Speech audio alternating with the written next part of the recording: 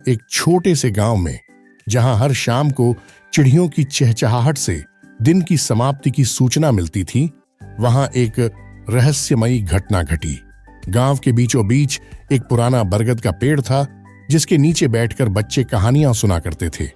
लेकिन एक दिन उस पेड़ के नीचे से गांव के मुखिया की चांदी की घड़ी गायब हो गई। मुखिया ने गांव वालों को इकट्ठा किया और कहा, यह घड़ी मेरे पिता की निशानी है, मुझे इसे वापस पाना है। सभी गांव वाले चिंतित हो गए। उन्होंने सोचा, आखिर घड़ी गई कहां? तभी एक छोटा बच्चा आगे आया और बोला, मैंने देखा, जब आप पेड़ के नीचे बैठे थे तो एक काला परिंदा आपकी घड़ी को चोंच में दबाकर उड़ गया। मुखिया ने पूछा, तुमने उस परिंदे को पहचाना?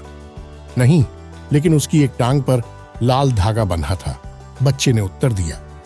गांव वालों ने सोचा, यह तो बहुत बड़ा सुराग है, लेकिन इस सुराग के आधार पर घड़ी का पता लगाना अभी भी एक रहस्य था। अगले दिन गांव के बच्चे ने उसी परिंदे को देखा जो एक खंडहरनुमा मकान की छत पर बैठा था। उसने तुरंत गांव वालों को सूचित किया।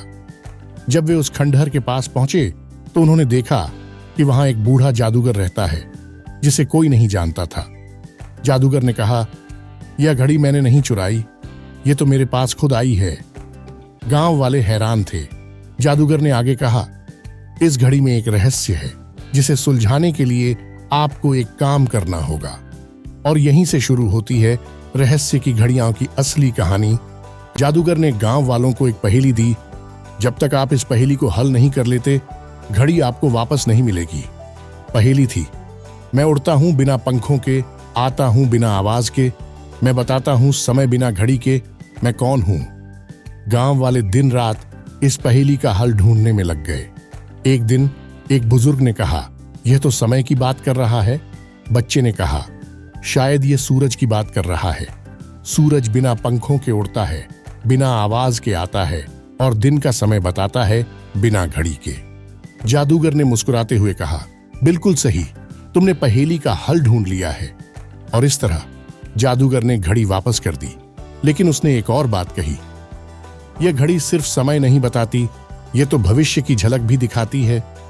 गांव वाले अचंभित रह गए। उन्होंने घड़ी को देखा और पाया कि घड़ी के कांटे अजीब तरीके से घूम रहे थे। तभी घड़ी के कांटे रुक गए और उसमें से एक रोशनी निकली, जिसने एक तस्वीर दिखाई। तस्वीर में गांव का भविष्य था, जहां सभी लोग खुशहाल और समृद्ध थे। जादूगर ने कहा, यह घड़ी आपको यह दिखाने के लिए आई थी कि आपका भविष्य कितना उज्जवल है, बशर्ते आप सभी मिलकर काम करें। गांव वालों ने जादूगर का धन्यवाद किया और उसे अपने गांव का मित्र मान लिया। उस दिन से गांव में सभी ने मिलकर काम करना शुरू किया और गांव वास्तव में खुशहाल और समृद्ध हो गया। और इस तरह रहस्य की घड़ियां की कहानी में एक सुखद अंत हुआ। समाप्त।